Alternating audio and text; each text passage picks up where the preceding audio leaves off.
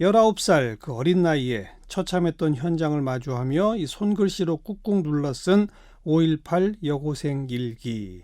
바로 그 일기를 쓰신 분, 지금은 서울시 교육청 장학관으로 계십니다. 주소연 장학관을 오늘 스튜디오에 초대했습니다. 어서 오십시오. 네, 안녕하세요. 네.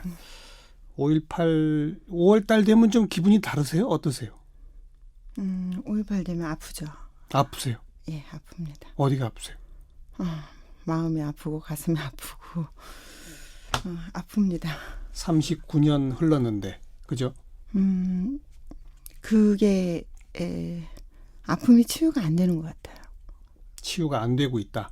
예, 계속 그냥 눌러져 있었고 어느 순간 외부의 반응에 대해서 그대로 다시 올라오고 그리고 사실은 뭐 돌아가신 분들도 있고 감옥 가신 분들도 있고 너무 많은데 나만 피해서 잘 살고 있다는 그런 어떤 미안함, 죄스러움 그런 것들이 항상 회한으로 다시 올라오고 그러는 것 같아요. 네. 부끄럽고. 네. 네. 네.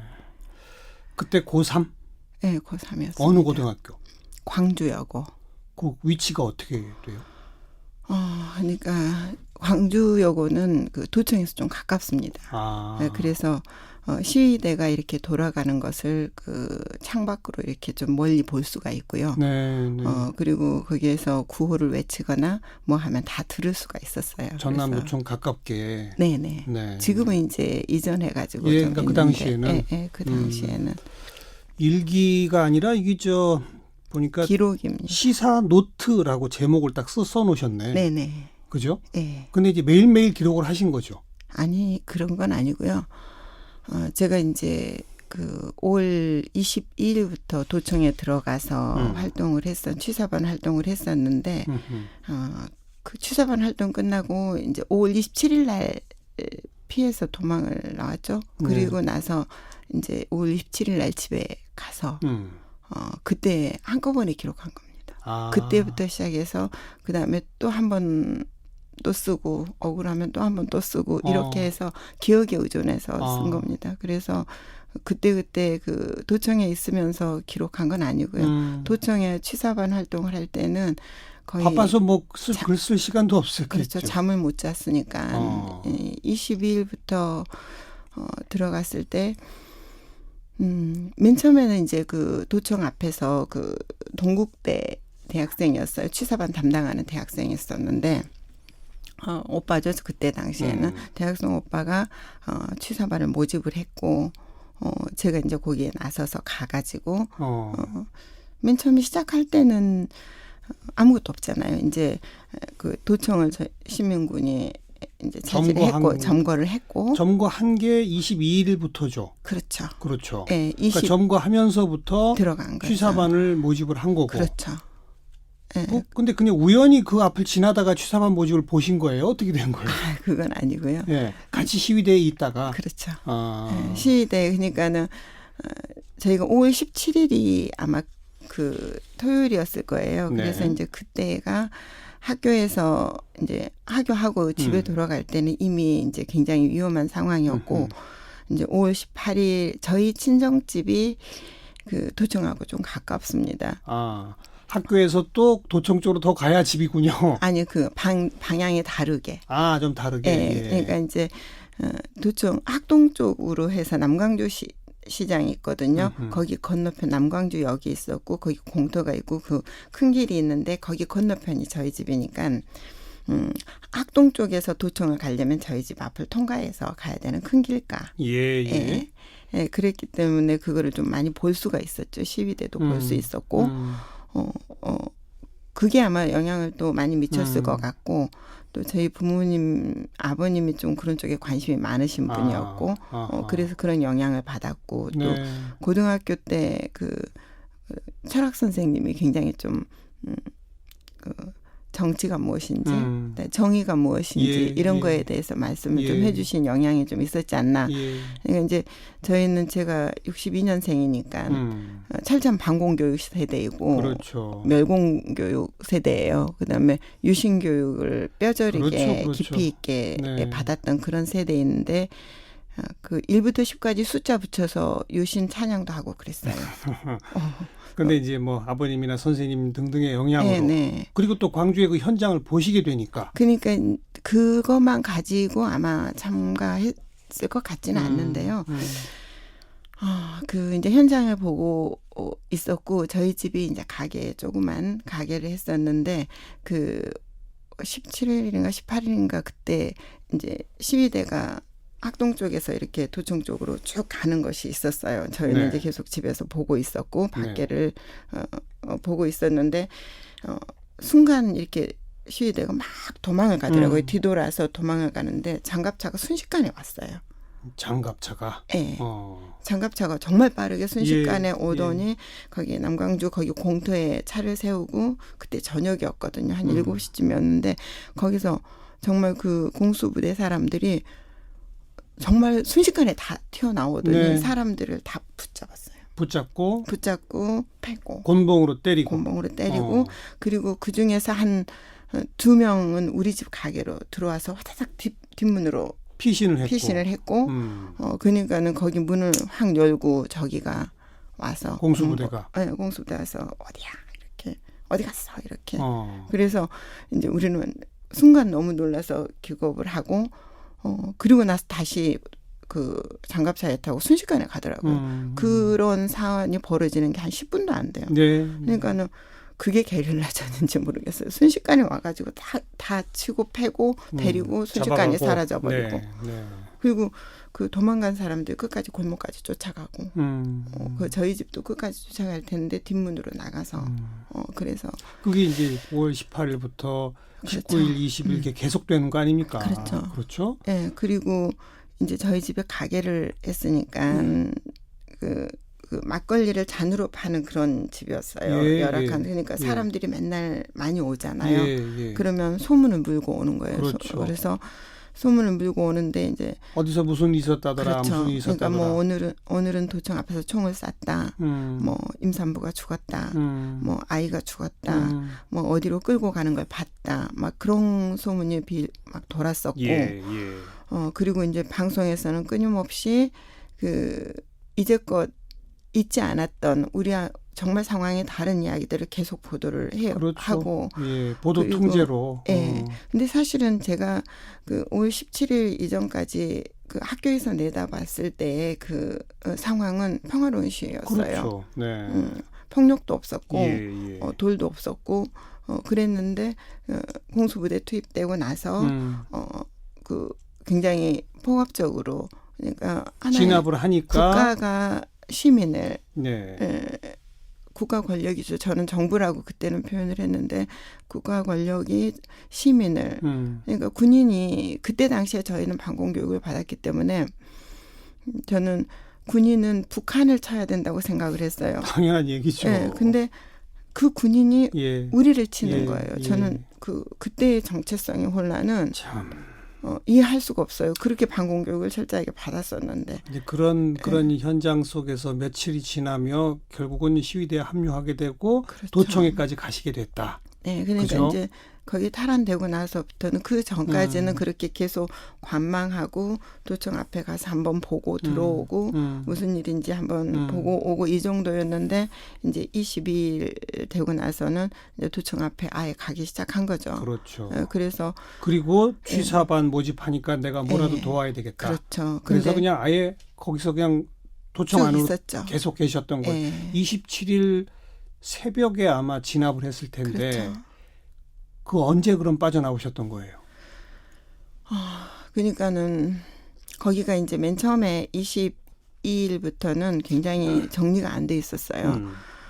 정리가 안 돼 있어서 그 시체 맨 처음에는 먹을 것이 없잖아요. 먹을 것이 없으니까 우리가 2명 정도 시초를 짜가지고 그 식량을 구하러 갔어요. 어디로 구하러 간 거예요? 저는 다른 남자분 한 분하고 양림동 쪽으로 갔어요. 이제 다른 이렇게 정해서 자기 영역으로 갔는데 노선을 정해서. 그랬는데 그냥 시민들한테 식량을 좀 달라고 하는 거예요. 벨 눌러서 식량하고 김치하고 뭐 이런 거 있으면 좀 달라고 집집마다? 했는데, 근데 순식간에 줬어요. 다 준다 이거죠. 그게 저는 그때부터는 광주가 통제됐기 때문에 그랬는데. 정말 다 거절 안 하고 다 줬어요. 그래서 순식간에 쌀하고 김치를 얻어서 도청으로 돌아왔고 네, 네. 그리고 이제 그거 가지고 그날 저녁에 그걸 했으니까 밤부터는 이제 그 김밥을 말았죠. 예, 밤에는 김밥을 말아서 이제 시민군 외곽에 있는 시민군한테 가져다 주는 것 같았어요.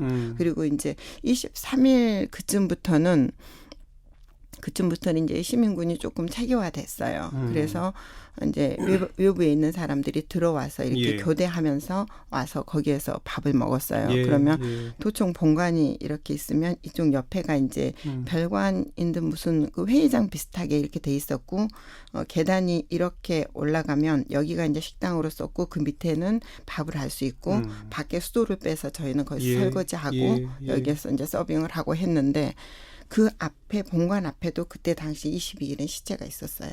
시체가. 예, 왜냐하면 관을 했는데 주인을 그 가족을 찾지 못한 시체는 네. 사실 어깨까지 열어놨었어요. 아이고.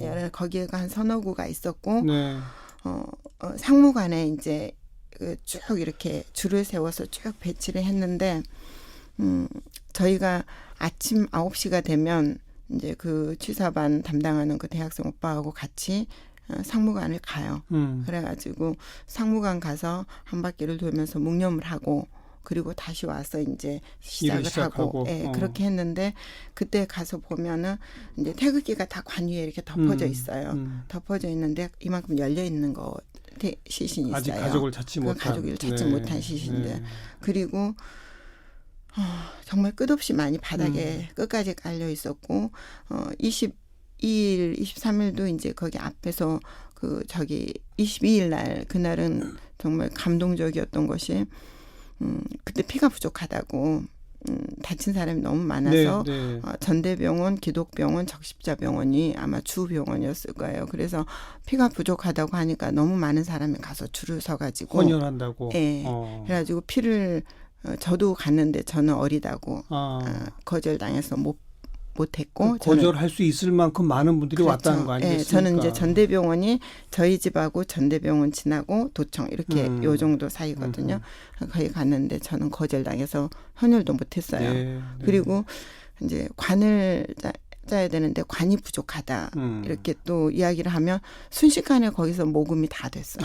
한 그때 당시 돈으로 순식간에 한 80몇만 원. 예. 그래서 관을 짜는데 돈이 부족함이 없었고 예. 그리고 그 전에는 다 보호가 됐었는데 그때 당시에 불난 곳이 두 군데가 있어요. 세무서하고 아마 세무서하고 방송국 하나가 불이 났을 거예요. 예. 분노였어요. 그거는 예. 우리 세금 걷어서 예. 그렇게 한다는 분노였고 그 보도가 너무 엉터리로 돼서 그래서 그때 17일인가 18일 아무튼 그 즈음에 네. 그 즈음에 19, 20일이니 아무튼 그 즈음에 한번 불이 났어요. 그 외에 그 은행이 털리거나 사재기도 안 했어요. 사재기도 없었고. 네, 저는 그게 그리고 개별적인 무슨 약탈이나 이런 것도 없었어요. 전혀 없었고. 그 시민군들이 다 지켰고 네. 스스로 다 지켰어요. 그러니까 바로 그렇게 현장을 목도하신 내용을 네. 그러니까 27일 그 진압 직전에 빠져나오셔서 네. 집에 가서 내가 이걸 기록해야 되겠구나라는 생각을 하시게 된 거죠. 억울해서. 억울해서. 네. 그러니까는 거기에서 그 취사반을 하고 26일 날은 고등학생하고 여자를 나가라 그랬어요. 왜냐면 이제 이미 위험해지니까 판단이 이제 그 군대가 정규군이 들어왔잖아요. 정규군이 들어온다는 것을 알고 있었고 그래서 고등학생 여자 나가라고 했는데. 그래서 나왔죠. 못 있었죠. 거기에서 2시쯤 나가라고 해서 억지로 쫓겨 나왔어요. 근데 이제 집에 가서 있는데 그때부터는 이제 엄마 아빠가 못 들어가게 지키고 있었죠. 집에서 못 나가게. 이제 나가면 죽을 수 있으니까. 그랬는데 도저히 못 견디겠는 거예요. 계속 눈물이 너무 나와서 거기서 견딜 수가 없는 거예요. 그냥 계속 펑펑 울다가 잠깐 엄마 아빠가 안 계신 사이에 다시 빠져서 도청으로 다시 들어갔어요. 네, 근데 제가 이래서 잘 안 해요. 근데 도청에 들어가서 보니까 그때가 한 7시쯤 됐을 것 같은데 고요 정적이 이렇게 흐르더라고요. 굉장히 정적이 흐르고 다시 들어온 사람들이 있었어요. 그때 한 24일인가 25일쯤에 우리가 이제 들어가서 있던 사람이 10명 조금 더 됐는데 너무 지쳐가지고 있으니까 캐톨릭 노동자회 그 언니들이 한 10여 명이 왔어요. 네.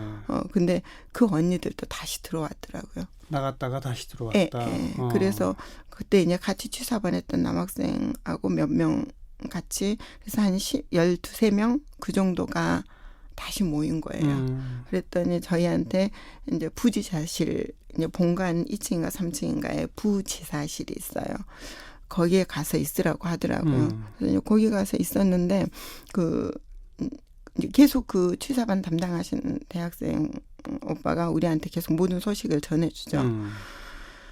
근데 한 12시가 좀 넘어가고 하니까 졸지 말고 깨어있으라고 그러더라고요. 언제 어떻게 될지 모르니까 깨어있으라고.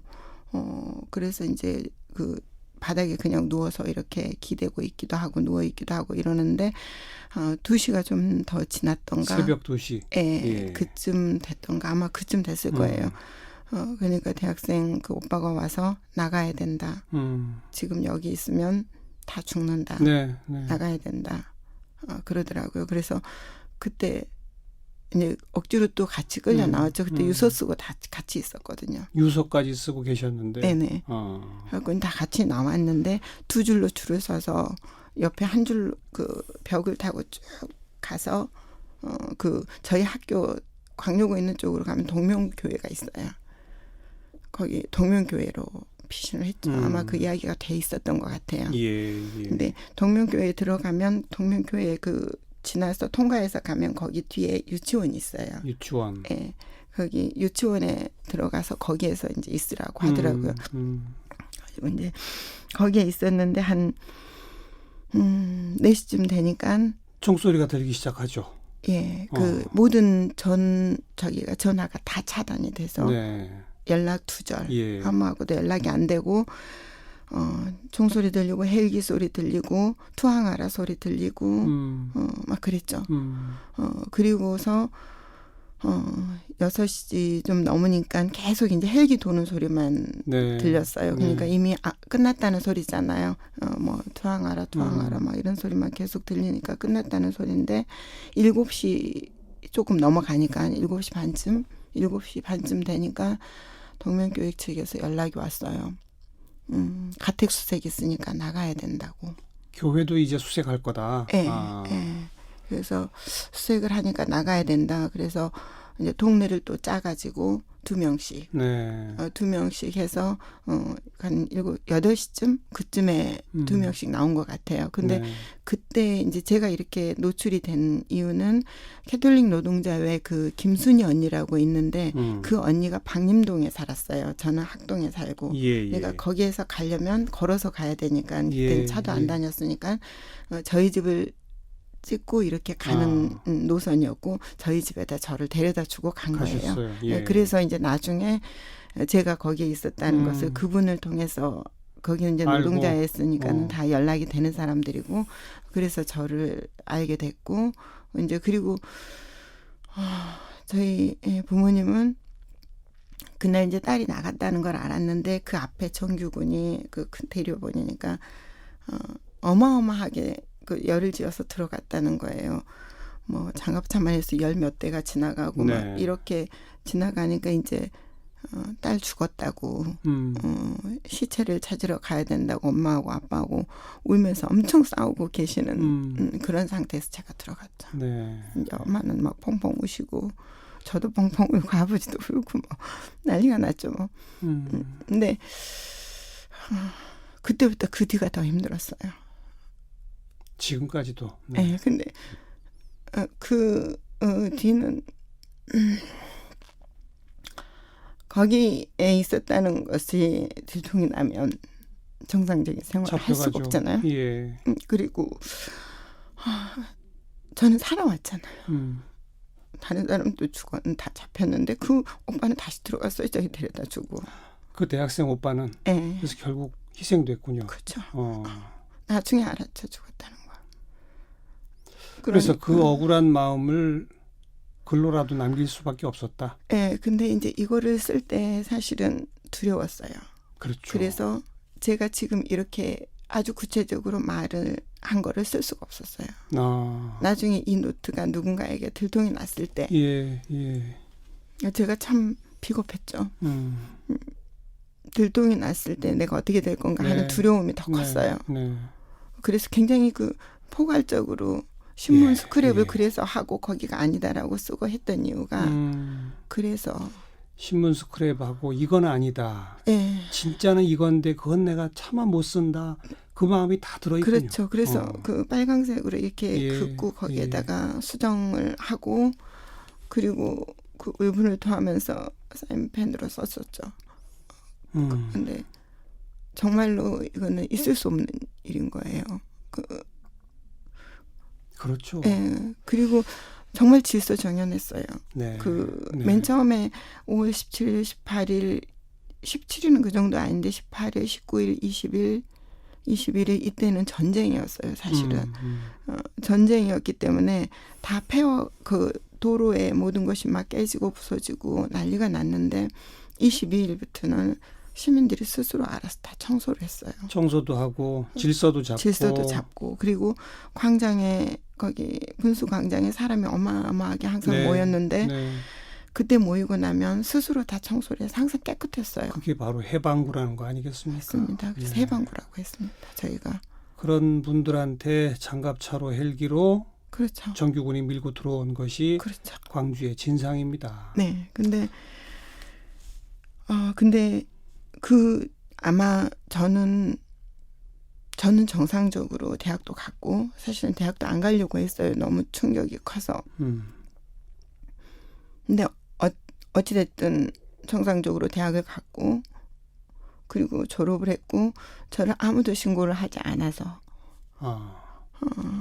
정상적으로 생활을 할 수 있었잖아요. 근데 물론 교사 생활을 쭉 해오셨죠? 그렇죠. 마음은 제가 속으로는 골마 터져도 네. 겉으로는 드러나지 않게 그리고 정상적인 사회생활을 했고 이 노트가 있는 것은 우리 남편도 몰랐었고 혼자만 간직하고 있었죠. 아무도 몰랐죠. 예, 저희 부모님도 몰랐고 이걸 내놨을 때 다들 놀랬죠.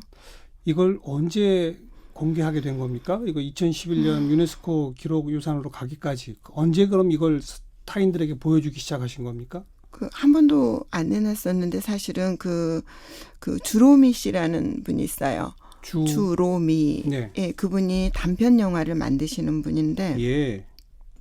그때 5.18 내용을 가지고 그 내용이 참 좋았어요.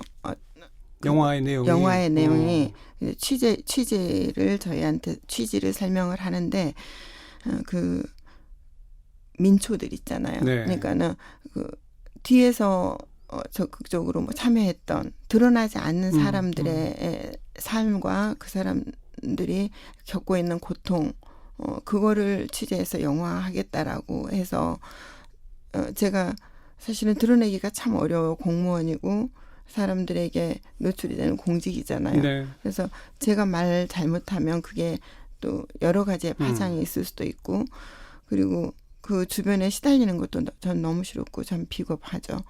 그래서 다 숨기고 있었는데 그분이 저를 이렇게 데려다 줬던 그분을 통해서 가톨릭 노동자회의 언니를 통해서 이제 연락을 해서 저를 찾아왔고 그 취지를 들으니까 너무 좋더라고요. 그래서 그 취재를 해서 영화의 한 편을 단편 다큐멘터리 영화니까 찍고 싶다 했는데 제가 얼굴은 안 된다.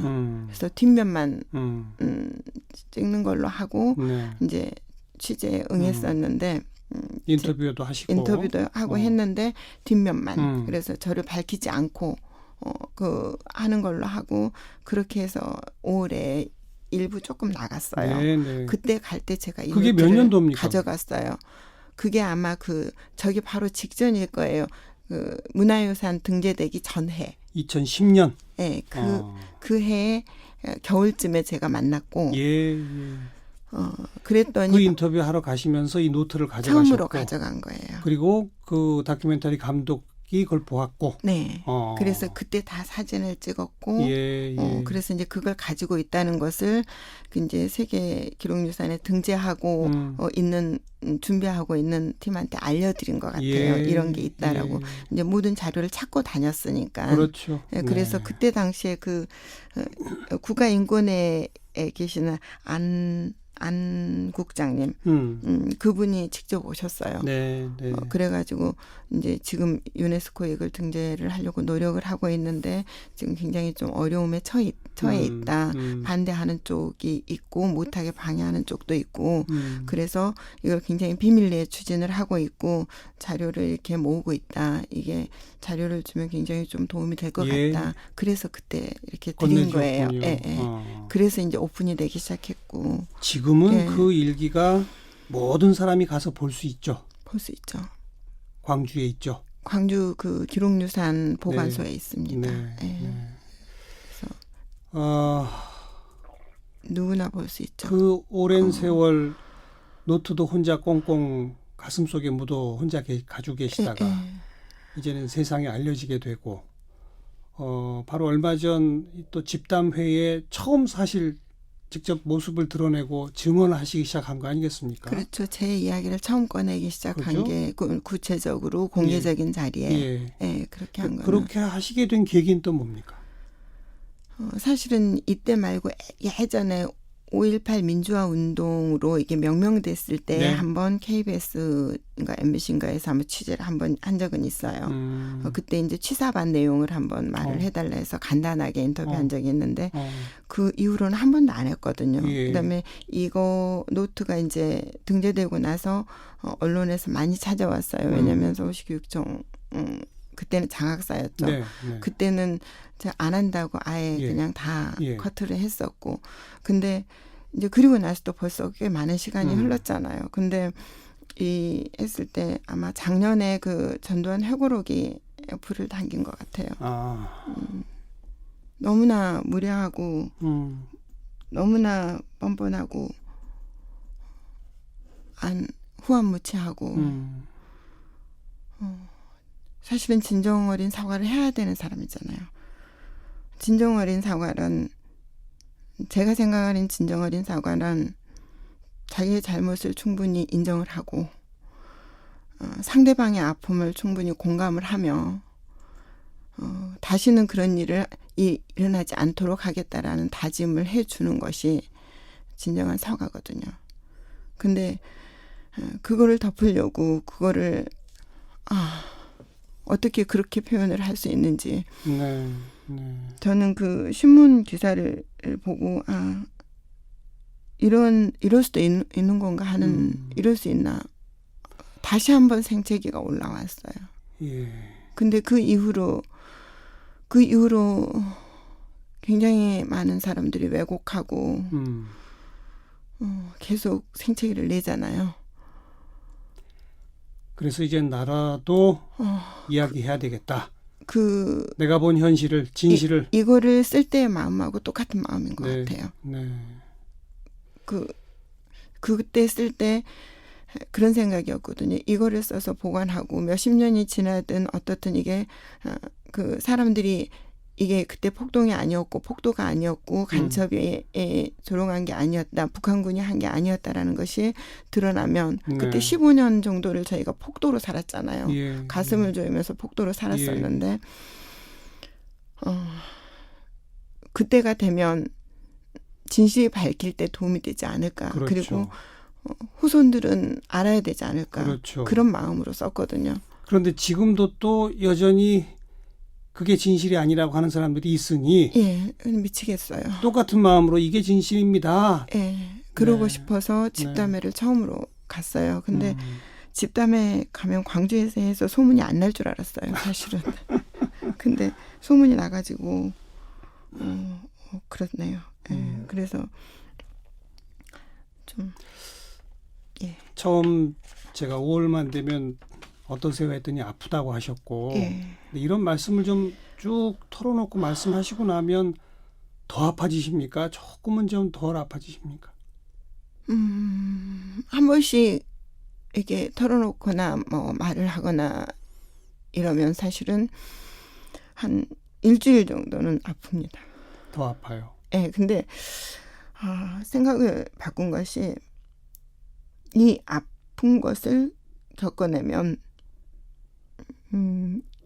밖으로 드러내기 시작하면 이제 나도 좀 치유가 되지 않을까.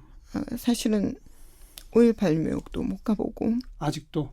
네, 사실은 화려한 허가도 못 봤었거든요. 뭐 두려워서 못 봤었는데 이번에 택시 운전사는 봤어요. 택시 운전사를 볼 수 있었다는 건 조금 그래도 나아졌다라는 생각이 들고, 내가 여기에서 빠져나오지 않으면 앞으로 영원히 못 빠져나올 것 같은 거예요. 그 네. 죄스러움과 미안함과 그 자책과 그런 것에서 제가 못 빠져나올 것 같아서 이제는 조금 해도 되지 않을까. 말을 하면서 나도 좀 치유를 받아야 되지 않을까. 아닌 건 아니라고 말을 해야 되지 않을까. 그런 생각이 들어서 네.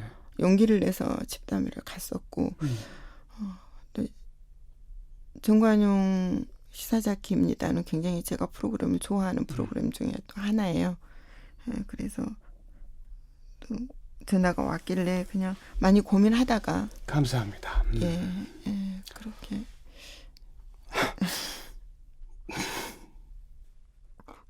한 번은 아무도 모르게 진짜로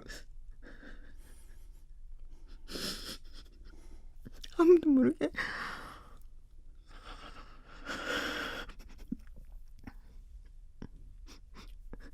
그 5.18 묘역에 가가지고 취사반 했던 그 오빠한테도 그것도 헌화하고 미안하다고 하고, 그때 고통받은 사람들, 죽었던 사람들, 후유증으로 힘든 사람들에게 정말 나만 피해서 나만 잘 살아서 미안하다. 그때 다 같이 했었는데 나는 살아서 정상으로 생활을 하고 있고, 근데 보면 고문당한 사람들이나 경찰에 잡혀간 사람들, 그런 사람들은 정상적인 생활을 거의 못하고 있거든요. 그렇죠. 네. 그 트라우마가 너무 커서 그래서 후유증으로 돌아가신 분들도 많고, 제가 이번에 집담회 갔을 때 이야기했을 때 거기 도청에서 활동했던 사람 중에서 가장 정상적인 생활을 하고 있는 사람이 저라고 이렇게 표현을 하더라고요. 그러니까 우리가 큰 일을 겪으면 가족 한 명이 옆에서 죽거나 자살을 해도 그때 어떤 치유 지원을 하지 않고 트라우마를 치유하지 않으면 정상적인 삶이 어렵거든요. 가정이 붕괴가 되잖아요. 저희 주변에서 그걸 많이 보잖아요. 근데 광주는 그거를 단체로 겪었거든요.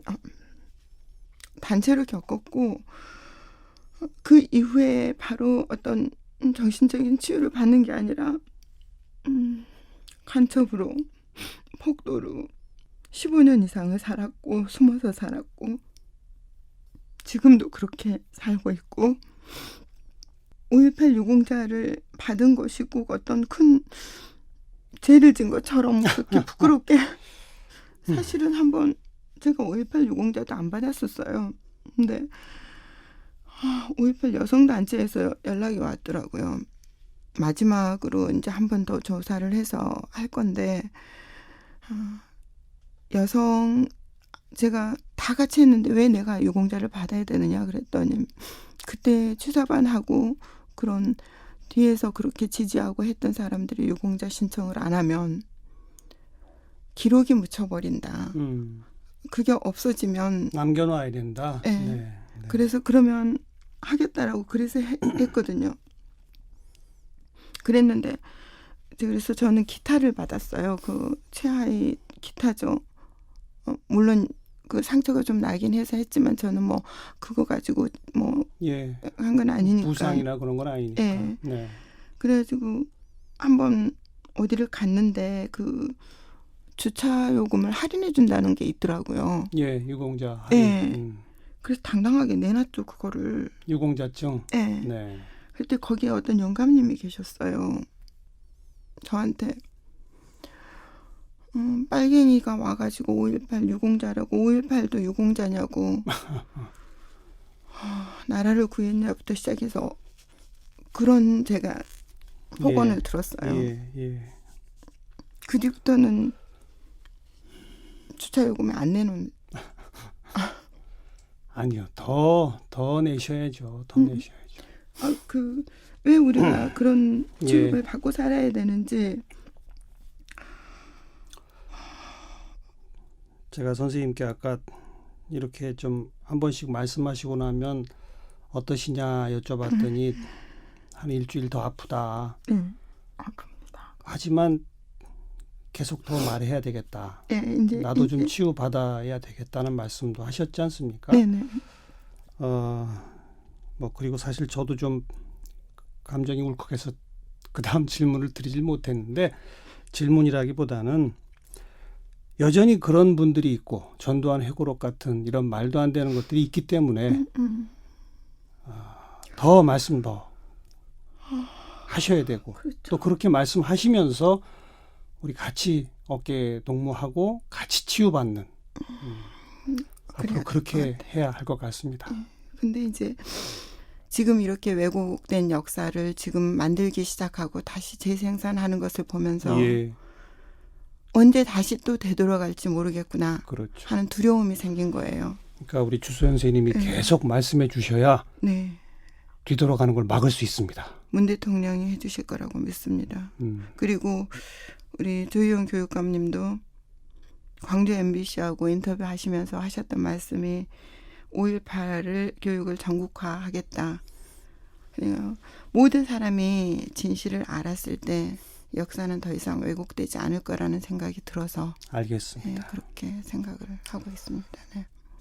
오늘 5.18 여고생 일기를 쓰신 서울시 교육청 주소연 장학관 귀한 말씀 함께 들었습니다. 오늘 감사합니다. 고맙습니다.